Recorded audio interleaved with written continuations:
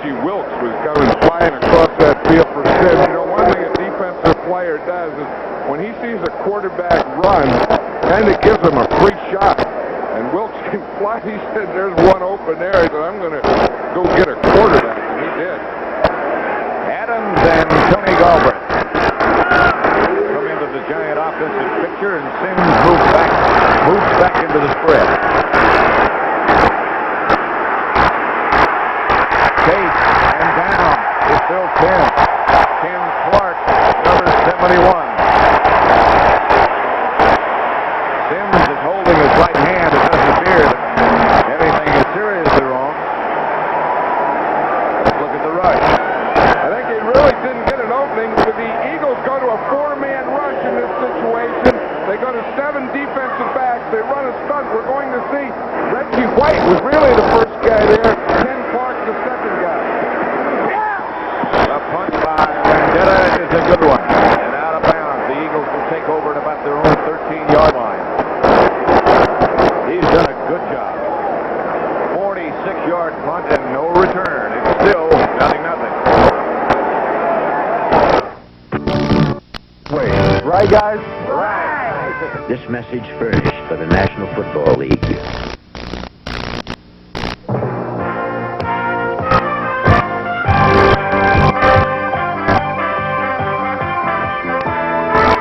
CBS Sports coverage of the National Football League is sponsored by Light Beer from Miller.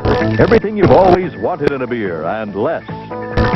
Ford and your local Ford dealer who invite you to drive the new Ford Aerostar. Have you driven a Ford lately? And by RCA, creators of video technology that excites the senses.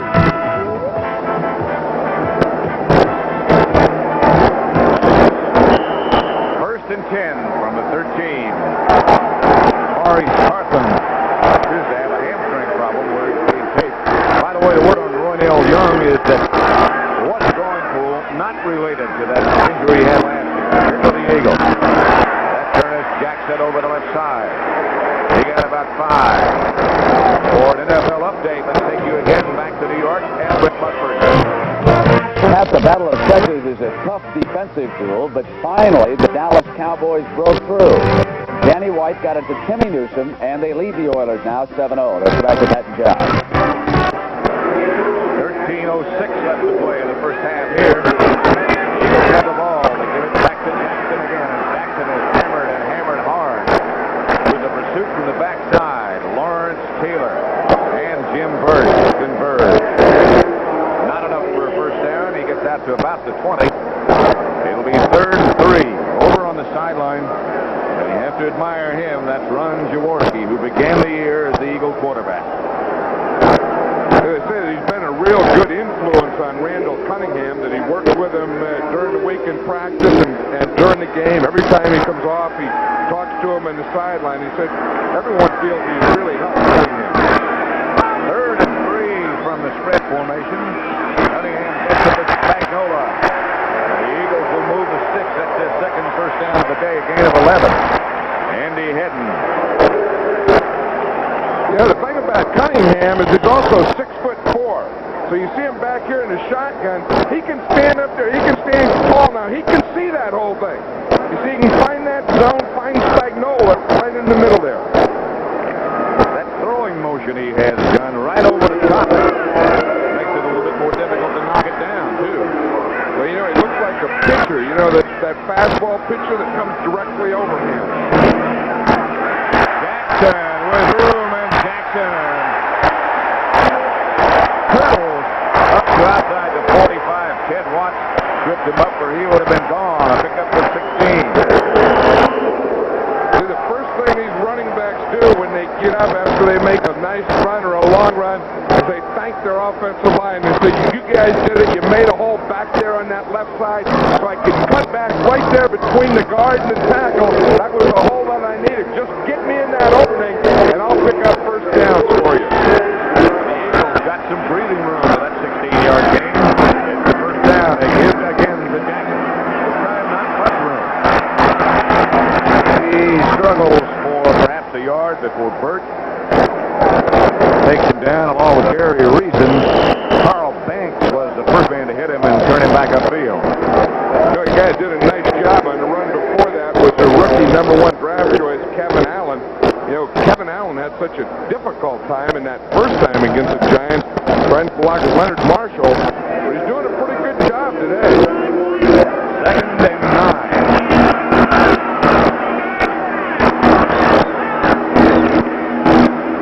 Jackson.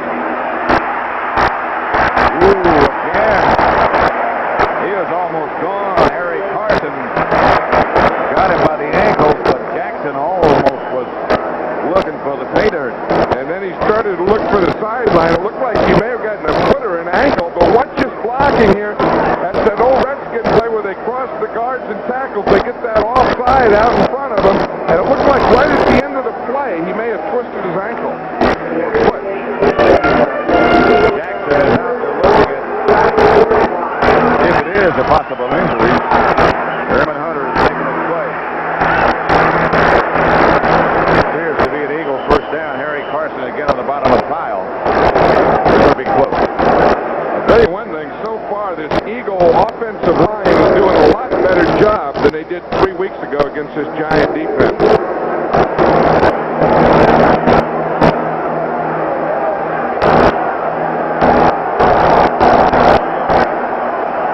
Third down, it looks like about a foot. Now they're going to measure. Harry Campbell and his offensive coordinator, Ted Marshall-Bruto, over on the other sideline.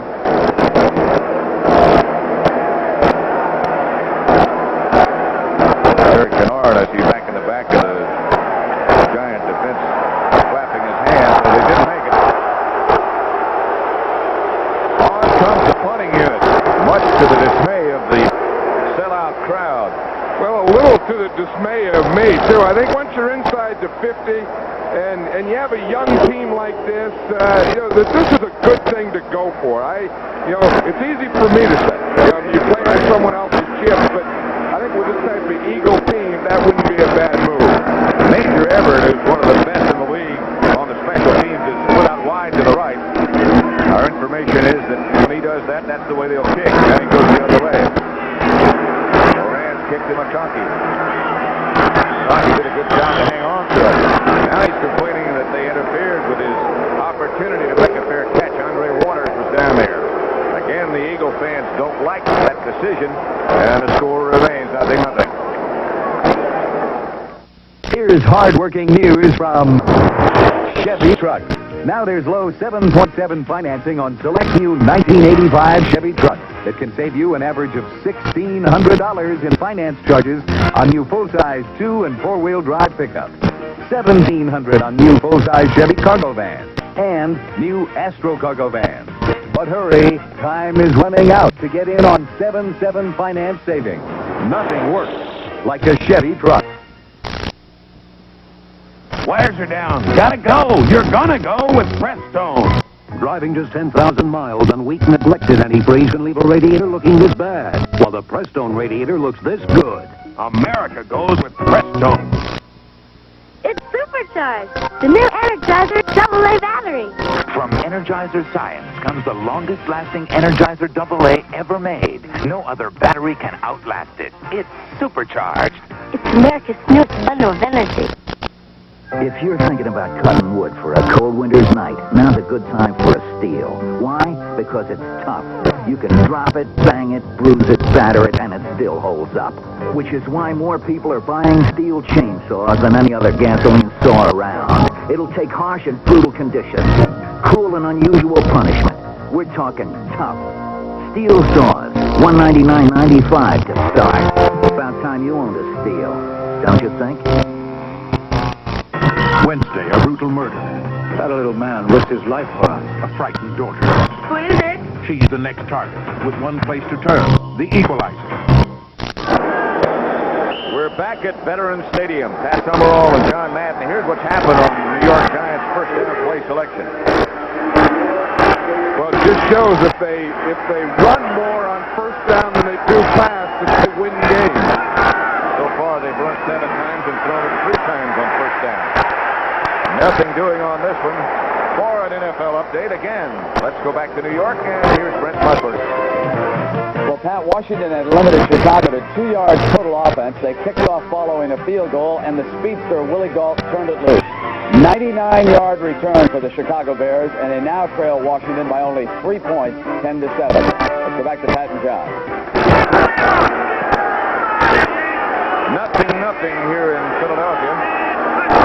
They have the ball, 2nd and 9. As Sims goes back to throw, and does throw behind Maurice Carton out of the backfield. Apparently it was not a hamstring problem that they were taping. While we have a minute and they can regroup, let's run down some of the other scores. The Raiders over New England 14-10 now. Mark Wilson, a touchdown pass to Dokie Williams. Minnesota 7-0 over Buffalo. That's the same. 7-0 Green Bay losing to St. Louis. Earl Farrell scored on a 12-yard run. Kansas City 14-0 over Seattle. A bit of a surprise. Tampa Bay and Detroit 3-3. Eddie Murray field goal for the Lions just tight. Sims out of the spread. Eagles on a blitz. Sims is down. James Lawrence. Reggie White together. That was interesting here. This is 8 defensive backs this time. They only have 3 linemen here, but the guy that they bring is one of the defensive backs, and he's the guy that gives the problem there. But they had 8 defensive backs, only 3 defensive linemen, but they did come on a blitz. Landetta standing about a yard deep in his own end zone. The Eagles had a big rush on. Fair catch by Evan Cooper. And the Eagles will take it over at their own 48. Sellout crowd at Veterans Stadium. And I'm sure there'll be a sellout crowd there as Michigan State goes to Iowa to play the Hawkeyes. That'll be on CBS next Saturday, 2:30 Eastern Time. Michigan State won yesterday, and so did Iowa. They beat Iowa State 57-3. Many feel the Iowa Hawkeyes are the best team in the country. Ernest Jackson is back, so apparently nothing was wrong. Probably just got a little tired. He carried the ball in that last series 4 times in a row. Big hit Jackson. Cunningham is down from Leonard Marshall. Well, that's the first sack of Cunningham today. Jackson's first. Again, he's working over there. Right here, we see Leonard Marshall, and here's the rookie Kevin Allen, who has to block him. In the first game, Marshall gave Allen all kinds of problems. This is the first time he did today. You see, he starts into him, he gets his shoulders turned, he just gets him pushed back. He just pushed him back and knocked him down after he got his shoulders turned. Jackson cuts back inside, hits maybe 2, not back to the original line of scrimmage with Lawrence Taylor. And Gary Reason as he tripped him up. I figured before this game that one of the things the Eagles had to do today was get Leonard Marshall and Lawrence Taylor blocked. If you think back to that first one, those guys were a 2-man gang over there, and they had a tough time. But today they seem to have them controlled a little better, or much better. Well, they have 1 sack. Here's Cunningham on a sprint out. He gets some time like that, or almost gets some time. He is hammered again by Marshall and by George Martin, who limped off. Yeah, that's what Bill Parcells said.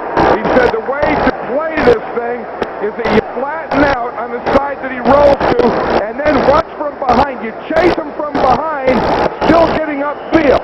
You see, you flatten out here, come down the line. Now from that backside, stay upfield and chase him. That's exactly what Leonard Marshall did.